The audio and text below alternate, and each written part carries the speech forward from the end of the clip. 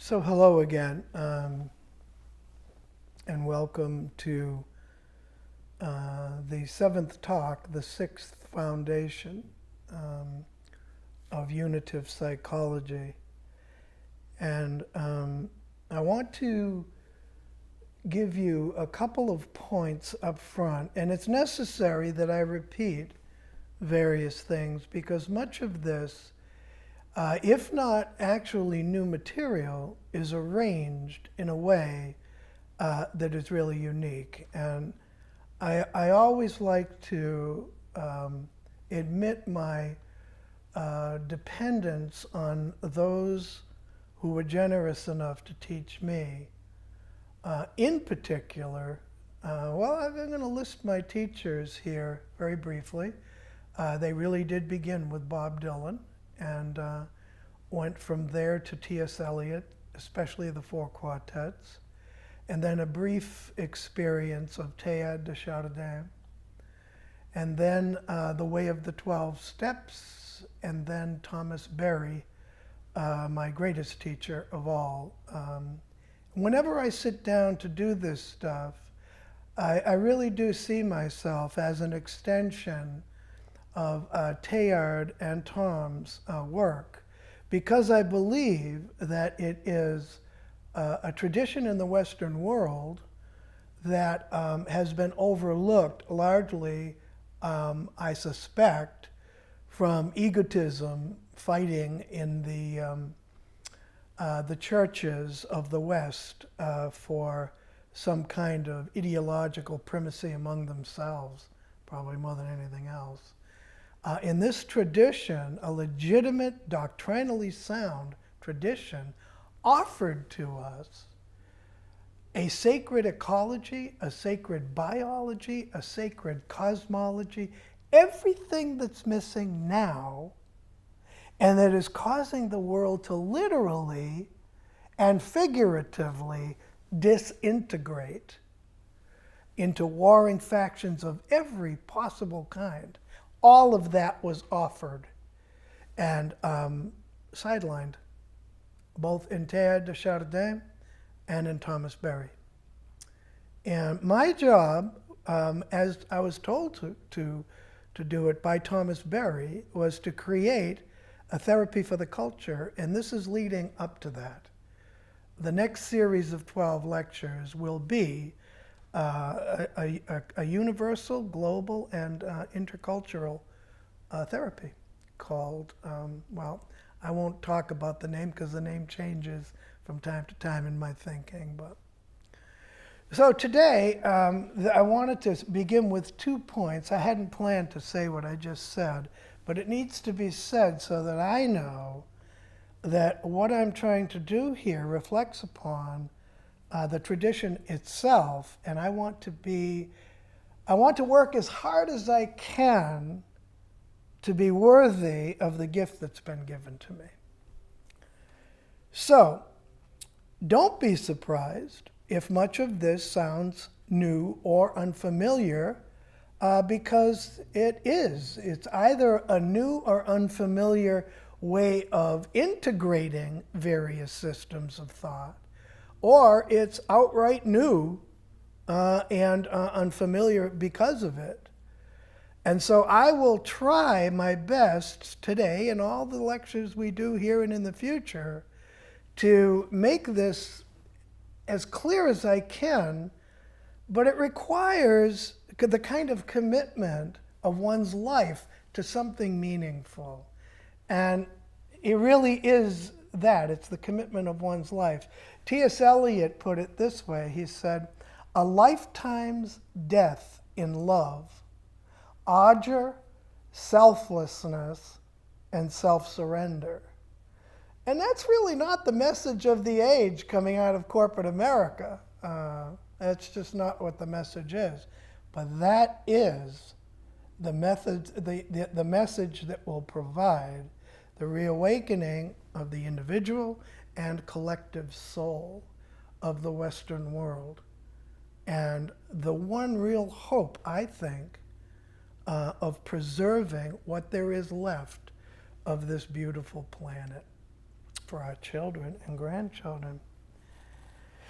So I've also, I believe, said that this is, we're all familiar with Carl Rogers' title, a statement that this is client-centered therapy. This isn't. He's established that, and that is critical because obviously this is, in terms of a psychology or a teaching instrument, this is for the benefit of those who hear it or who come to a practitioner who can think this way, or more importantly, be this way. What this is counselor-centered therapy. It's a way in which to awaken the sacred presence in the counselor's soul. So the methodology is not just figuring out the useful tools that have come down to us through psychology, especially Jung, but all of them have made a contribution. But now, if we're to move forward beyond the competing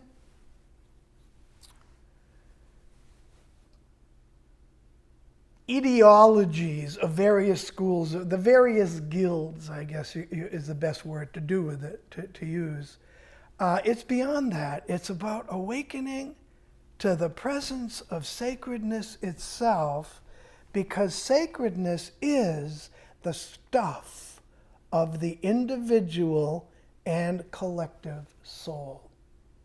So if the counselor is able to stop looking for gimmicks, but instead to take into hand their own surrendered life journey into awakening, grabbing onto not only the various schools and guilds, but also to Hinduism and Buddhism and Taoism and Confucius and the teachings of even chiropractic. Chiropractic talks about the innate intelligence of the body, which is the innate intelligence of the universe. So I don't mind people saying, I don't want any part of this. I really don't. It's a personal choice. But what I do mind is when people start arguing who haven't done the experiment. I think I've mentioned earlier that I had a wonderful talk with Ken Wilber at his house about this very issue, that in order to create repeatability, you have to repeat the experiment. It's just basic science. And if you don't repeat the experiment, then you have no opinion on the outcome because you just don't know what it is. You've decided up front, no, I don't want to know that. And that's a legitimate place to stand, I guess, as long as you don't mind having an opinion on what the outcome of the experiment is. Because the training for this is truly a lifetime's death in love. And that love is present in our being.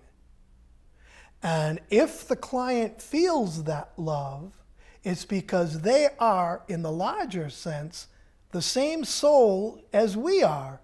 So they will feel that, and in that, they will understand their own awakening. But if it's not present in the counsel, it's not going to be present in the client, period. Or in the teacher, or wherever this is brought. So, foundation number 6. In human self-reflection, the created order, in other words, the extroverted cosmos, the cosmos that we're all in at this moment, when I'm saying this and when you're hearing it. At this moment, we're in the light cosmos, the cosmos of light. And I will go back and forth with these until this is really understood and becomes second nature for you and for me. So in the human's ability to take itself as an object of contemplation, the entire created order becomes conscious of itself. And that is easy to say, but it must land in the deep well. It's like dropping a pebble into a deep well. It's got to go all the way down and then awaken past cognition, past affect, past instinct into the soul, which is the transcendence of all three, and then the use of cognition, of affect, and of instinct to heal through the sacred, to teach through the sacred. It's that simple, not easy. So the first statement, in the human self-reflection, the created order becomes conscious of itself. Therefore, the whole created order and the biosphere can be understood as the living unconscious of all life forms, whether human, animal, insect, or plant. Therefore, any major disruptions in the existence and functioning of the biosphere may be represented as a disruption of the human unconscious. Now, I don't expect anybody, including me, to get all of that in one read through. So I break it up like I have all the way along into the sentences that comprise it. And there are statements or principles. So there are three particular points in this that we're going to talk about. And we're going to start with self-reflection. So once again, using the model of the nighttime cosmos. So remember, this is the nighttime cosmos. I use cosmos for the nighttime cosmos and day. Cosmos just means order. So we're talking about the nighttime order, the dark order and the light order. And I'm not talking about darkness in this context as evil. It's not what I mean. I mean literally like night and day. So I call it the daytime cosmos and the nighttime cosmos. Right now, we're functioning in the daytime cosmos. Our source is the nighttime cosmos. More about that in a bit. So again, using the model of the nighttime cosmos and the daytime, giving birth to the daytime cosmos, both transcend and included in the sacred universe. I use universe in order to designate the difference because universe is unitive. So that's why I use it, because the real transcendence, the real awakening is the inclusion in one's own, not just understanding, but being, and transcending both the light and the dark cosmos, the daytime and the nighttime cosmos, into a sacred universe, a sacred universe. So we can say that the daytime cosmos becomes aware of its source in self-reflection. That is the whole purpose of understanding a sacred cosmology. The search for the sacred is the very first thing that we know about ourselves, whether it's in the caves or elsewhere. We know that there always is a search for the sacred.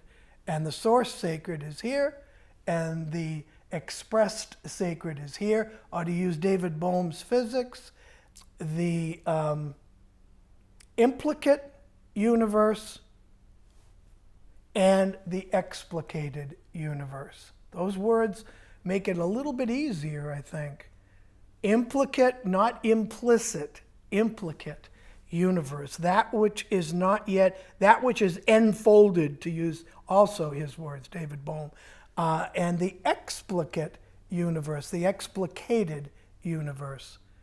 So transcending both is what enlightenment is. People are always saying, well, what is enlightenment? Well, it's the awakening through the sacred nature of our own being, using the cognitive gift of self-reflection to be able to understand the unity, the unitive nature of our own souls with that which is the soul of the cosmos. Nam-myoho Renge Kyo. So, the nighttime, the darkness manifests and becomes aware of itself as light. So here's the darkness. It's an introverted light. There is no darkness. It is light introverted, so it can't be seen directly from here, but is present as, well, we've had many names for it, paradise, heaven, whatever it might be, the Pure Land. In understanding itself in the extroverted light, one light, a universe. So darkness manifests and becomes aware of itself as light. We, being ourselves a dimension of both, are capable of the full awakening that we've called enlightenment.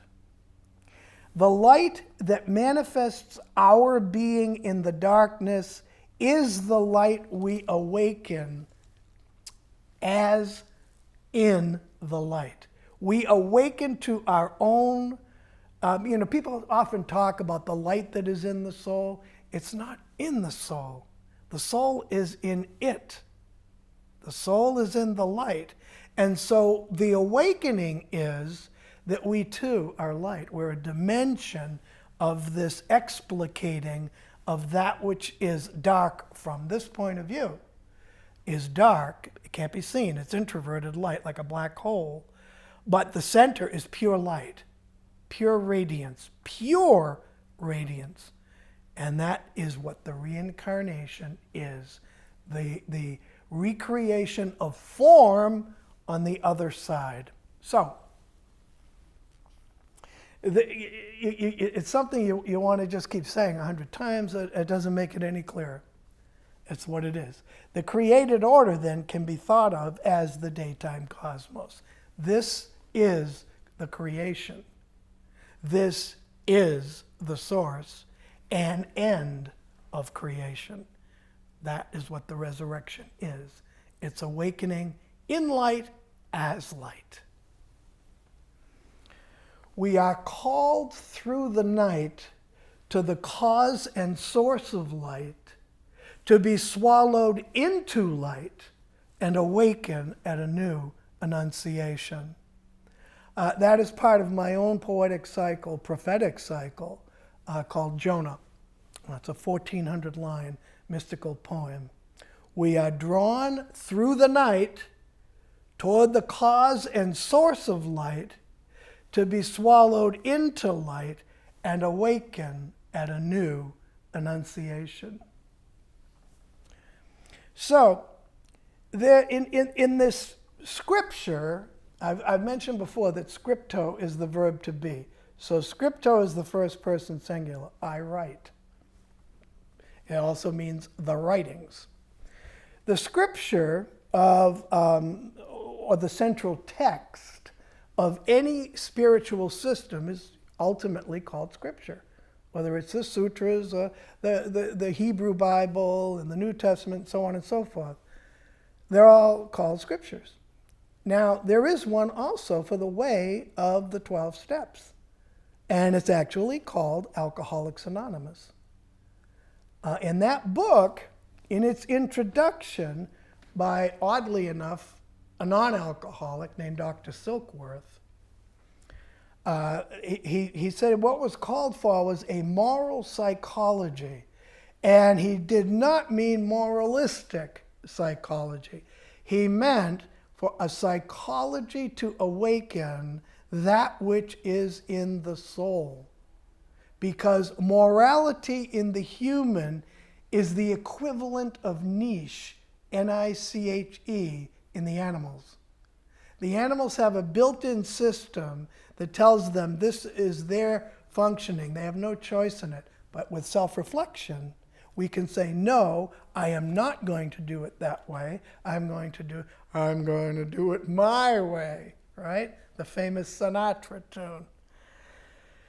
Well, If we step out of our niche, which is moral, it tells us what is too far, what is too much, where we shouldn't go, where we should go, even what mushrooms to eat in a strange way. Because some are poisonous. It's like that. So this moral psychology was exactly the opposite of a moralistic or fundamentalistic psychology or theology. It was the awakening of the human soul. The awakening of the human soul. So what we need, and that is what unitive psychology is. It's a moral psychology that teaches us to awaken to what we're doing to ourselves, to our families, to the community, and to the animals, and also to the planet herself. What we're doing, we have to awaken to. That is unitive psychology. It would be called, I guess, or you could call it, a moral psychology. And what is required, regardless of what tradition that psychology arises in, is that understanding. And if we're not promoting that understanding, we're betraying the unconscious of the clients that we're trying to help. Because self-reflection is a product of the whole life community, not only the Darwinian evolutionary sequence, but all the way back through the life systems of the planet, 4.5 billion years until boop, it disappears, and there's a cosmos for 10 billion years that didn't include an Earth. That has to be felt. All we have, because of our obsession with a geocentric universe that was then disproved by physics and astronomy as being untrue. But somewhere in us, we still, that's if we're even a global thinker. Most of what we're encouraged to be is egocentric, the individual. And unitive psychology has to transcend that, or it will never work. So a better way to put it is a sacred psychology, the transcendence of the dark and the light cosmos, is a sacred cosmos in which we arise to self-reflection, the ability to think about it all. That sort of approach awakens those of us lost within the light cosmos, within the daytime cosmos. Many are lost and walking around, bumping into each other, lost. It awakens us to our source in the dark, and the way of the 12 steps is capable of doing that, especially when it is coupled with a legitimate Eastern, Western, or Native tradition. Because ultimately those traditions arose in the search for this part of our being, which is in the darkness. Eliot again. Oh, dark, dark, dark, they all go into the dark. The vacant interstellar spaces, the vacant into the vacant. In other words, sunyata. The vacant, the emptied into the empty. But it's not empty. It's all sacred. You have to go further into the 4 quartets to get the whole piece. So enlightenment in the daytime cosmos transcends and includes in itself awareness of oneself as the daytime and the nighttime cosmos, and their unitive transcendence and inclusion in a single sacred universe. That's about as clear as I can make it. And for me, that is very simple. Most people don't think of this stuff as simple. At that point, death is simply the disintegration of form. In the awakening, as we move through life, either lost or found, we enter ultimately the state of disintegration. All forms, as Buddha says, all forms arise and disintegrate, disappear. And that is where resurrection takes place. We reawaken in the introverted universe, the introverted light, which is the same light. It's just that we can't see it from there. And then choose, I suspect, to be reincarnated and come back to here. And so you have the Bodhisattva vow again, which is to always return until all beings are awakened, are enlightened. In other words, know their sacredness. Or in the Western tradition, it's the eternal priesthood of Melchizedek. And that is the source of my self-understanding of my own priesthood and why I've sought sacredness throughout my life. So, the essential self, which freed from temporal and spatial form. In other words, if we can think of ourselves, who were we? It's a Buddhist koan. Who were we before conception? What did our face look like before conception? And it jogs the mind out of its dualism and into the mystery. What did my face look like before I was conceived? Looked like this. It looked like however I looked here, that's what it looked like, because this is conception here. So we're freed from the temporal or spatial forms, and we become aware of being a local manifestation, a local, I'm here in this space and you're in your space, and it's all one space. It's all one space. A non-local field of consciousness, or God as we understand God. And that is the incredible insight of the Way of the 12 Steps. For the first time that I know of, and I say this from time to time when I'm speaking to audiences, I say, I've looked. Believe me, I sound like Trump now. Believe me, I've looked. The notion that we don't have to do this, and this to be anything, that we decide, based upon our own interiority, our own interior experience, where to go next, and we trust that. We trust it. Not as egocentricity and self-will run riot, but as the desire to serve the whole, because that's what holiness is, the desire to serve the whole. There is no greater psychological healing. There is no greater spiritual healing. There is no better source for anything, and all the ailments that come with being in a broken universe, a shattered universe. We must allow our clients to feel, and our students, to feel that in us. And that's really how I met both Teilhard de Chardin. Never met him personally. He died in 1955. But that is exactly how I met Thomas Berry on my father's birthday in 1984, February 8th, as he gave a talk, and I had my firstborn daughter, Becky, on my knee, and his presence was so potent, his sincerity and compassion toward the created order so powerful, that I decided in that moment, and told him so while I walked to him crying with her in my arms. She's only 2. And I just said, I have to study with you when we're both back on the East Coast. And he said, yes, you do. So there is no greater healing than that, is to feel it, not just be able to recite the theologies or psychologies of it, but to do the theologos of it and the psychologos of it, to be aware of the sacredness of your counselor is to awaken to your own.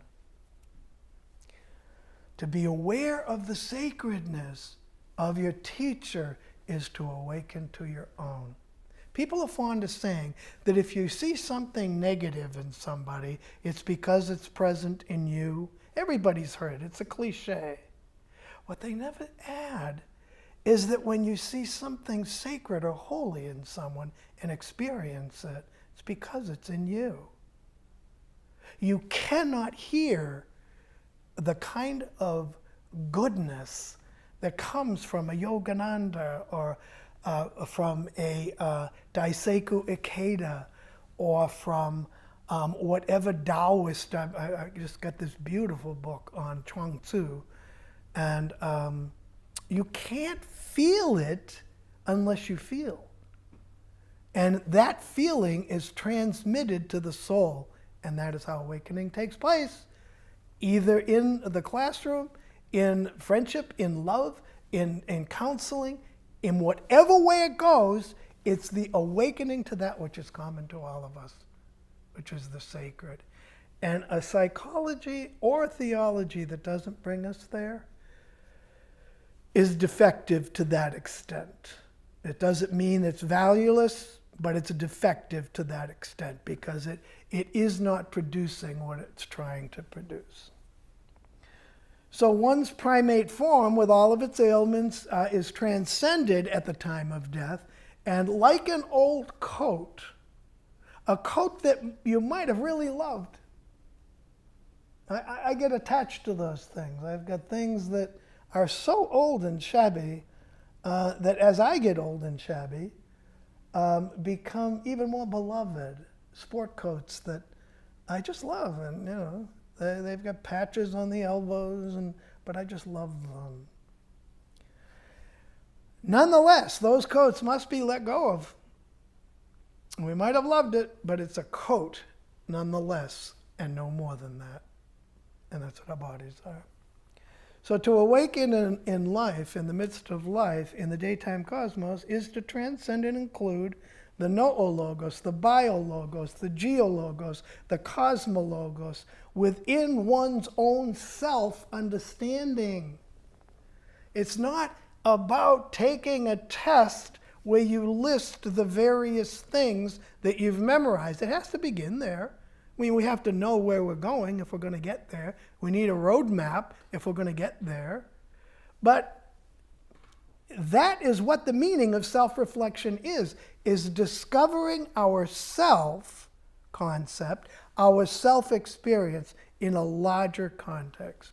So every galaxy and star, every region and every inch of this planet, every being made manifest in the biologos, and all cultures along with all people within them are as much a part of ourselves as cells are. We got all these cells that comprise the various functions, and St. Paul uses that kind of thinking correctly. The body has different parts, and they have to be accorded their own understanding. And that's the very meaning of the chakras. The very meaning that it's as important to understand chakra number 1 and chakra number 2, which are down in the bottom part of the body, the genitals, and even there, genital. It's the generation of life. Anything that begins with G-E-N comes from the Greek word geneo, and it means to bring forth, to be born. So the genitals are part of that. That's why we use the term generation, generosity, so on and so forth. But at the top, that's only got 2 or 3 petals on it down there, maybe 4. At the top is the lotus of 10,000 petals. And that is the opening to the umbilicus, which leads to the beginning, back over here, back past the extroverted or explicated universe, back into the introverted universe, cosmos rather, and the transcendence of the two is what awakening is here. That, oh, I am the light that gave me my source here in the reincarnation experience. I am that. The light is not in me. The light is me. The light is me. There's such a difference in that. So anyway, this is because all of the above share one psyche logos, one sacred bonding, one sacred bonding, and that is the sacred universe. Daytime and nighttime cosmos transcended is, I'm going to say that again, Daytime and nighttime transcendence is paradise regained. We know from Milton about paradise lost. This is paradise regained. Getting used to living there, getting used to living this light here is what morality is. It's not moralism. So, self-reflexive consciousness is the capacity to think about consciousness with consciousness.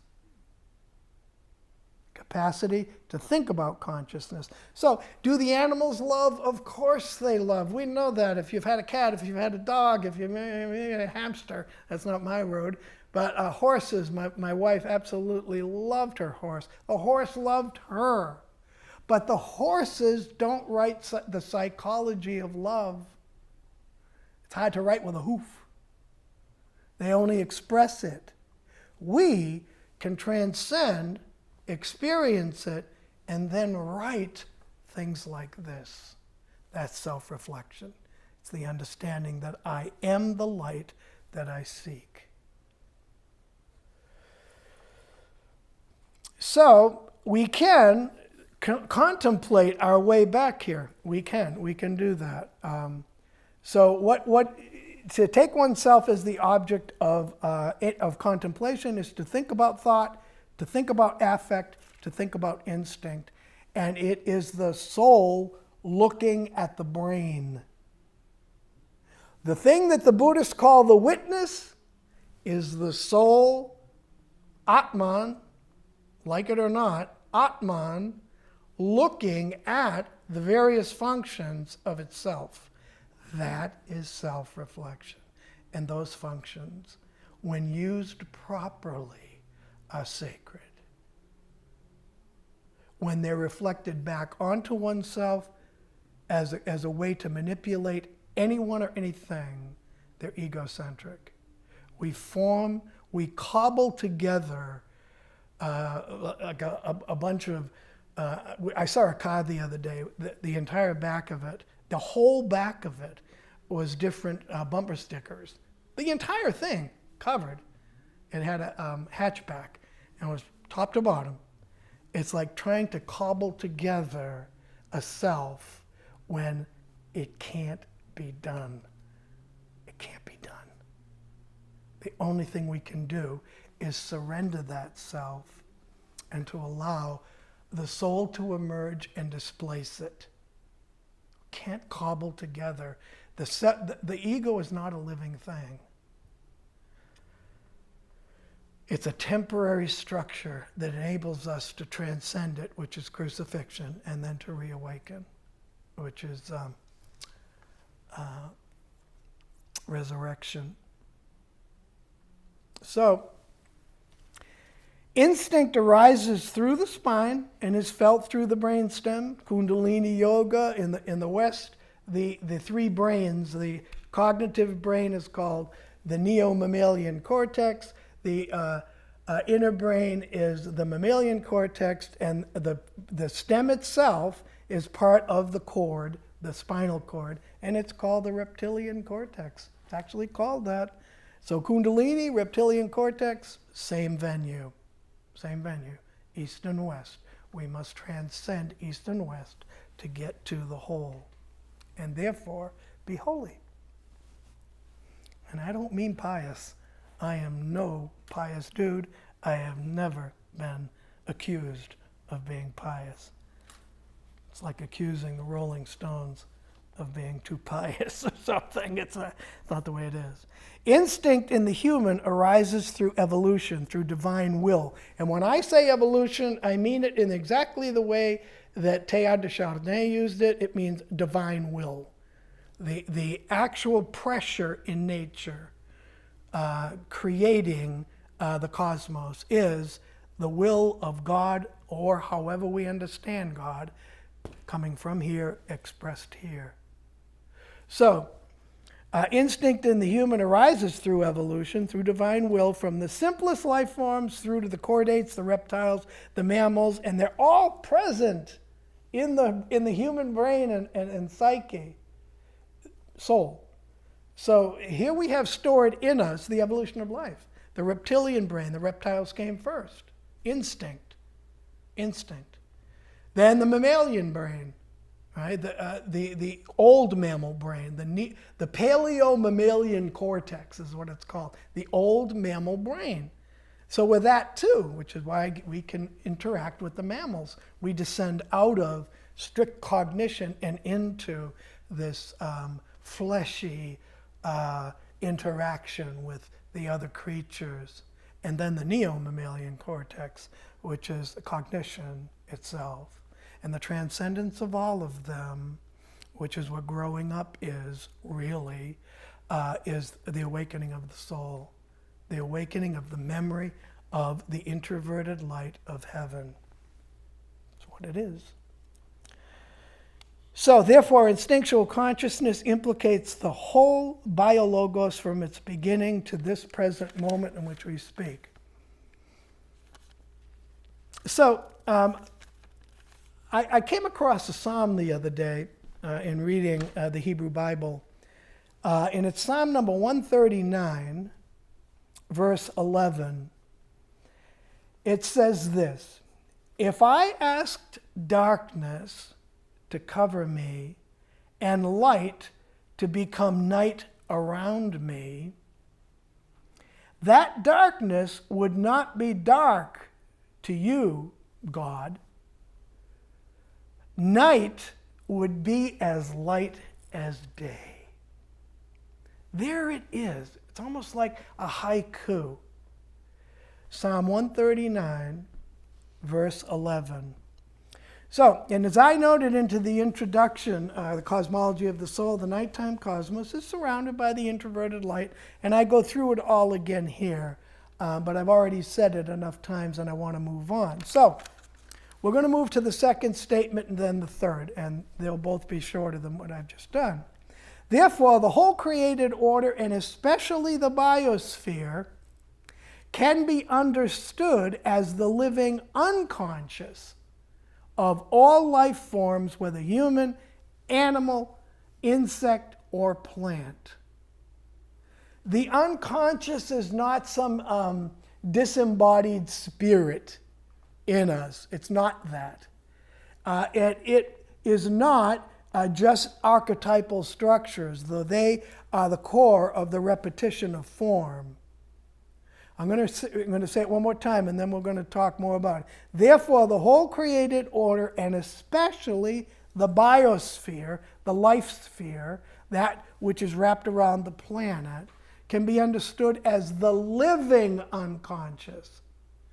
So I'm going to ask all of you who hear this to stop and imagine wherever you are, elsewhere, all over this blue planet, there are whales breaching, there are sharks lurking down below, there are fish teeming in the waters, there are giraffes moving over the landscape. It's the living unconscious. It's not a concept. It's not a teaching. It is that which is alive as we are alive, right? So that living unconscious of all life forms is our unconscious. We have the cognitive self-reflexive brain that enables us to think about it and write about it, but the whole thing is the human unconscious. If we are the conscious phase of the biospheric process, the process of life that gives us the ability to reflect upon it, then automatically you can assume that this is the unconscious, that it took all of this 4.5 billion years to bring us about, and that is on an earth that was not present for 10 billion years before it. So we're in mystery here, and that's what the soul loves. Want to know what the soul eats for dinner? Mystery. Mystery. And that's the word mysticism. It's not tea leaves and Ouija boards. It's the awakening to unitive consciousness. That's what it is. So nothing becomes itself at birth. Nothing becomes itself at birth or even at conception. The living tissue that is the biosphere is unbroken since the leap from that which is pre-biological to biological matter. In other words, if we go up, the quanta, the subatomic, the atomic, the molecular, the megamolecular, and then all of a sudden, whoop, something new happens and the cell emerges. So long before even thinking about whether or not this is alive, and whether or not it's alive at birth or conception is irrelevant.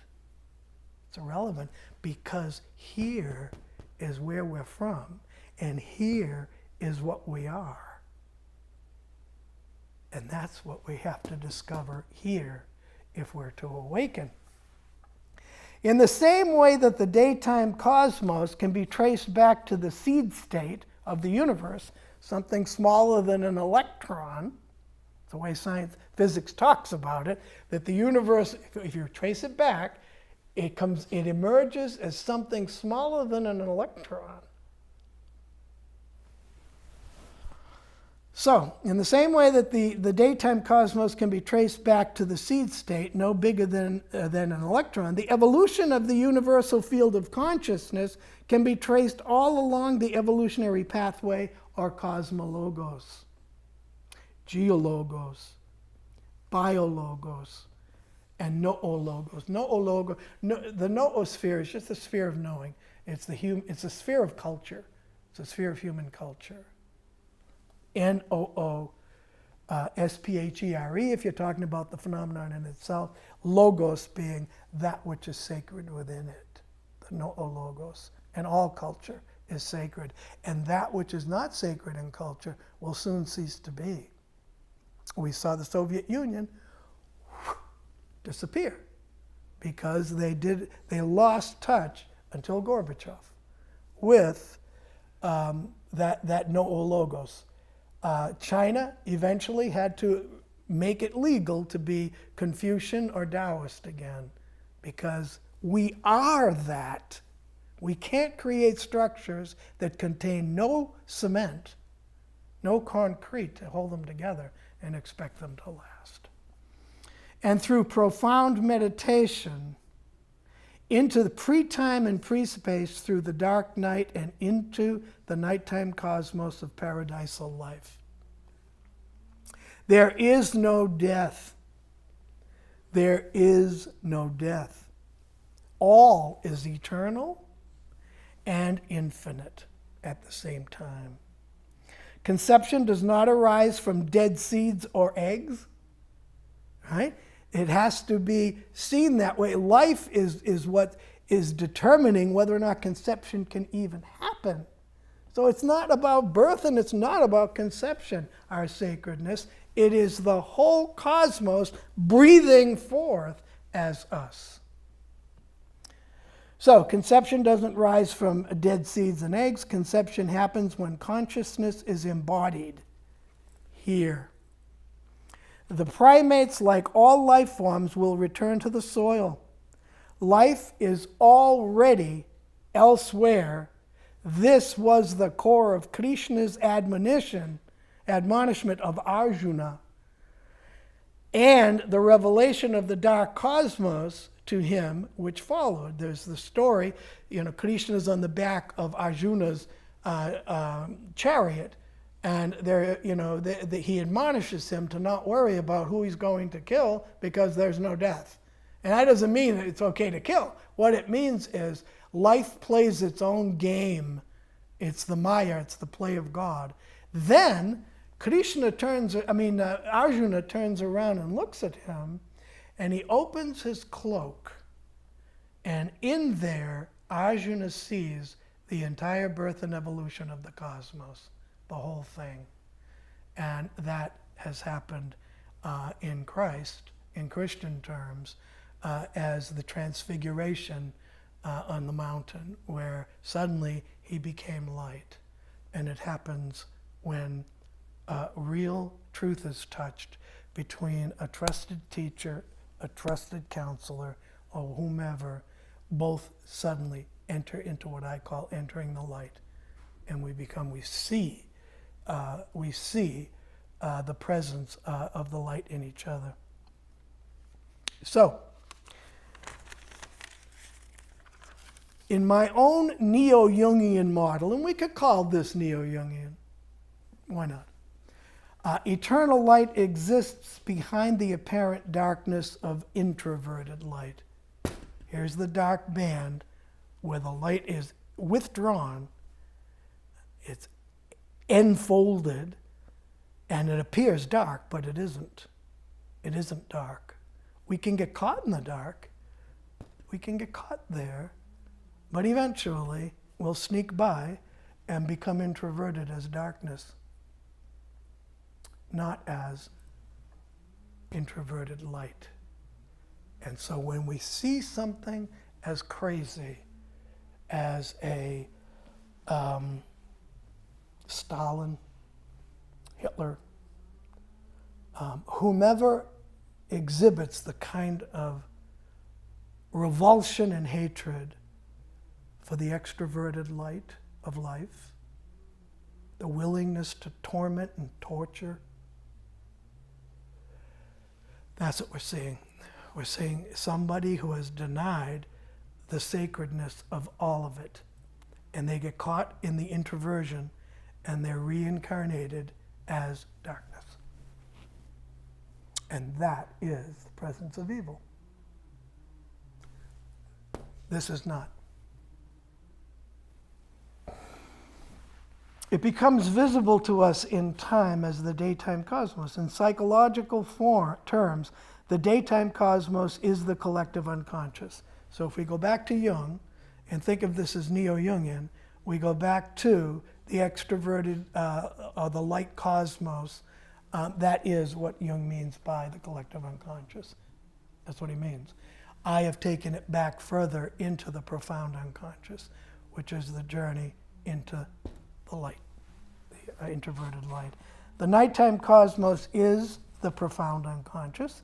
The personal unconscious is the internal black hole of repression and denial and cruelty that arises from. And it's cruel. It's cruel, even separate from torment and torture. Denial and its introversion of the truth is cruelty, whether it's in the family or in a relationship or toward another culture. You can't follow the awakened masters, any of them, and hate any of them because it doesn't fit your particular discipline. I am Christocentric at my core. But give me a good-natured Buddhist to a fundamentalist Christian any day of the week. The personal unconscious is the internal black hole of repression and denial. And consciousness is the human periscope. And that is one way to think about it. If you think of self-reflexive consciousness, you can think of it as a periscope out of the life community. We're able to pop up out of the water of the unconscious and look around at what's going on. It's almost like Noah in the ark. You know, we step out up on top of the ark and we start looking around and we suddenly realize, wow, the waters are receding. We're becoming conscious. So the human is the periscope arising out of the biosphere and providing the ability to reflect upon it all. Sunyata is the Eastern name for emptying the internal and introverted black hole of lies and denial. Sunyata, emptying. Kenosis, emptying. The way of the 12 steps is the methodology for both. Yes, it is a therapy for addiction precisely because it reunifies nighttime cosmos, source, to daytime cosmos, created order. When I think about this stuff, as you probably notice, I get pretty intense because I'm amazed again at the fact that we have this methodology at our fingertips, and it's global, it's convergent. It's present to the whole planet, as is air, as is gravity. It's present to the whole planet. The unified field wholeness is holiness. Deep wholeness is enlightenment. We become aware that we are the light of our source, that who we are is not separate from God. I don't care what theologian says so. I don't care what theology says so. Our job is to come out of our perceived separation and into the light. And that's said in 100,000 different ways. Even the simplest form of fundamentalist anything will say that. We have to step out of the darkness and into the light. And then we have our job given to us in the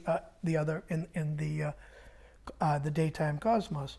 Any impediment in the daytime creates a breach, large or small, with the light of the nighttime. And that's the ego knot. I've called it in other bow ties, other images like this. I've called it the ego knot. And as soon as we deny the truth of the whole, we create the ego knot. And our best example of that is Trump. Completely indifferent to what's going on for the poor, willing to once again make them pay for whatever it is that the wealthy want in order to live an excessive lifestyle. An excessive lifestyle. That's what it is. And that is the moral issue. It's knowing the boundaries. It's knowing the boundaries. What's too much? So, any impediment in the daytime, any blockage here, creates a breach, large or small, with the introverted cosmos. And the unitive bond is broken. The transcendence of the sacred wonder, O-N-E-D-E-R, wonder, the sacred universe results and duality begins. And once duality begins, we have the break into good and evil and black and white and all the rest of it. You and me and other. All of that is created once we're no longer, and it's hard enough to maintain it even with the awakened self.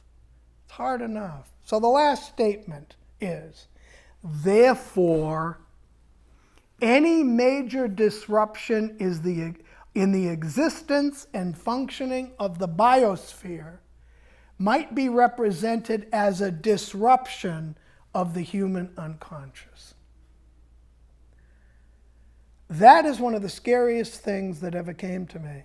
I'm going to say it again. Therefore, any major disruption in the existence and functioning of the biosphere might be represented as a disruption of the human unconscious. So, while we're playing with ego psychology, we're disassembling the world around us. We're standing on a table. I put it this way. It's kind of like being a flea on an elephant's back, jumping up and down saying, there is no elephant, there is no elephant. We disassemble the platform in life that we stand upon when we disassemble the ecology of the blue planet. And we wonder why addiction goes through the roof. Murder, suicide, all of it goes through the roof. We wonder why there is the diagnosis du jour, and once it's, hyperactivity disorder or whatever it might be, there's always something, there's more and more and more diagnostic names for a single problem. And I'm not denying, I'm not a fundamentalist even in that. I mean, there are brain disorders. They're real. They're very real. But I think I mentioned once in one of these earlier talks that I treated this brilliant kid who diagnosed the onset of his own schizophrenia at 19 years old at Southern New York University, SUNY, and came to me because he absolutely refused. He knew what was going on, and refused to take medication. So he came to me, and he wound up full-blown paranoid schizophrenia, but with a career with horses. There was a wonderful book out called Horse Sense and the Human Heart by two women, and it's about how horses love schizophrenics, because it puts them back in touch with the wholeness. They pick up the brokenness and the pain of it. If the created order itself is the living unconscious of all life forms, it is also the living unconscious of all humans.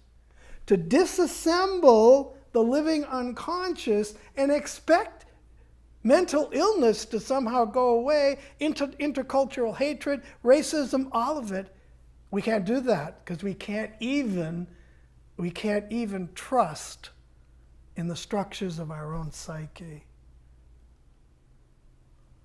I have to feel that.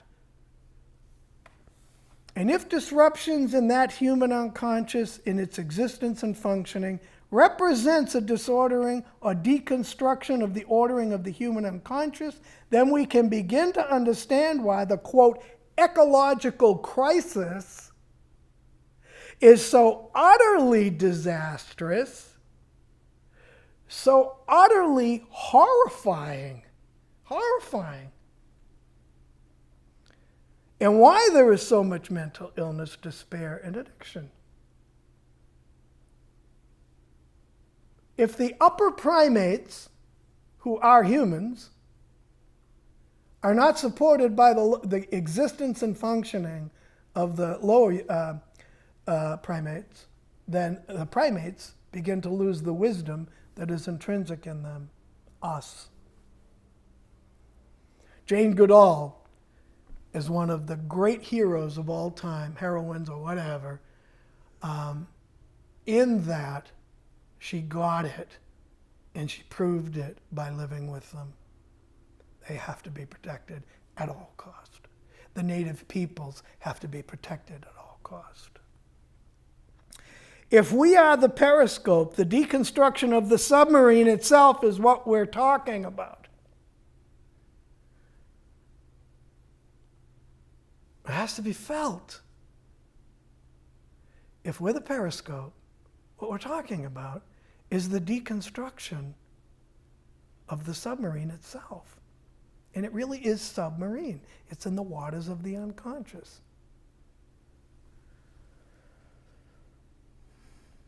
And within the submarine, we're toxifying the air and the water within it, on top of all of that. As political leaders, these are not only crimes against humanity, but also crimes against life itself, or biocide. I've watched recently a series called The Crown about Queen Elizabeth. And in it, it was said that there are two levels to the English government. One is the efficient level, and the other is the dignified. The efficient level is the running of the government itself. It's a constitutional monarchy. And the dignified is the example that the Queen is trying to give us and has for 92 years given us of dignified government. Barack Obama had both and Trump has neither. Period. Got to be said. Barack Obama had both. He was dignified and efficient, both sides, and that's why John Kennedy, regardless of his own failures and weaknesses, that's why, it's because he was dignified and effective as a leader, both. We need that. Human nature seems to need it. Barack Obama had both. Trump has neither. Nuclear weapons represent the fingering of the gun of biocide, ecocide, geocidal suicide. It's playing with the gun.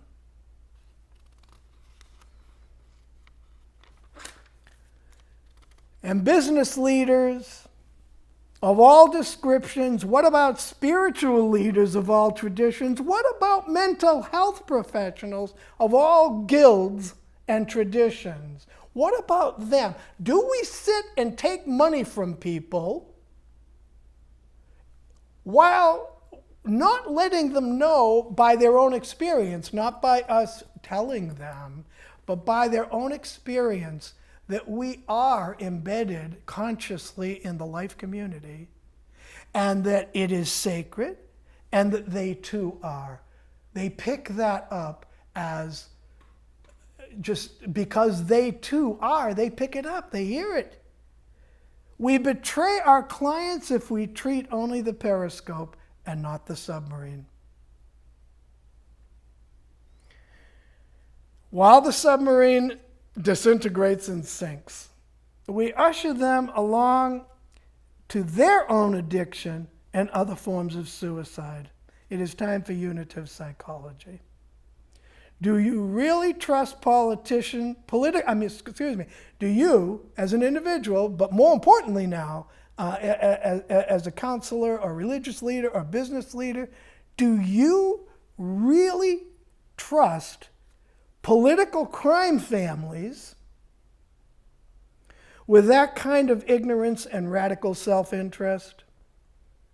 Can we trust Congresses of cowards led by a Trump, really? The U.S. Constitution provides for continual revolution, non-violent revolution through the vote. Did you vote? Disruption of the biosphere equals disruption of cognition, affect, and instinct by deconstruction of the structures of the human unconscious. Mental illnesses of all types will continue to proliferate. We must heal the planet in our clients, in our students, if we have a hope to reintegrate the unconscious, the profound unconscious, with consciousness itself. Repair the submarine and use the periscope to understand what it is that we have to do. Blessed.